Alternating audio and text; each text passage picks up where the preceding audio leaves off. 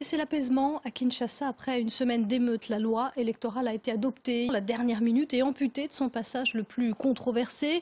Il conditionnait les prochaines élections à un recensement préalable de la population, ce qui aurait permis, selon l'opposition, au président Kabila de se maintenir au pouvoir après la fin de son mandat. Mais l'opposition reste vigilante. La société civile aussi. Regardez le reportage de Mehdi Medep et Julien Mintzer dans l'un des centres de la contestation, l'université de Kinshasa. La loi électorale à peine votée, mais elle fait toujours débat chez les étudiants. Pendant une semaine, ils ont été à la pointe de la contestation, manifestations violemment réprimées. Aujourd'hui, le calme est revenu et certains ne cachent pas leur soulagement. Il y avait des coups de balle par-ci par-là au campus ici. J'avais eu peur parce que c'est pour la première fois de voir la garde présidentielle sur le campus. Alors j'avais peur de ça. Une semaine éprouvante qui désormais est derrière eux. Leur principale crainte est aujourd'hui levée. Il ne devrait pas y avoir de report de la prochaine présidentielle. Mais en attendant, ils entendent rester vigilants.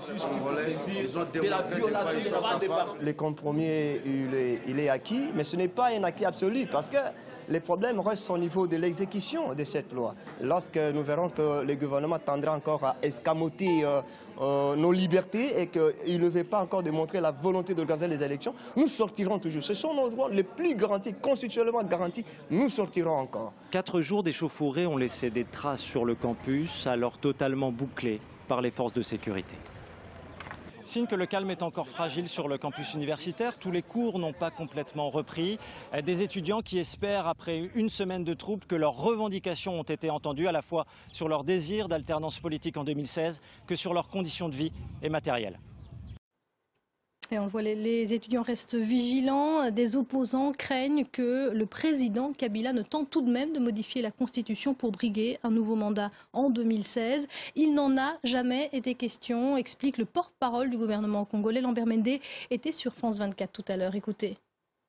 Vous avez des adversaires politiques de Joseph Kabila qui vous disent il ne respectera pas la Constitution, il va revenir, il va se présenter pour un 3e mandat.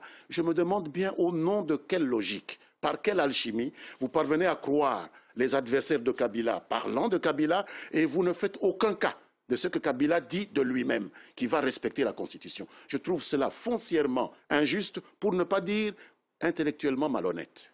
Et Lambert Mende qui répondait aux questions de Vanessa Burgraff.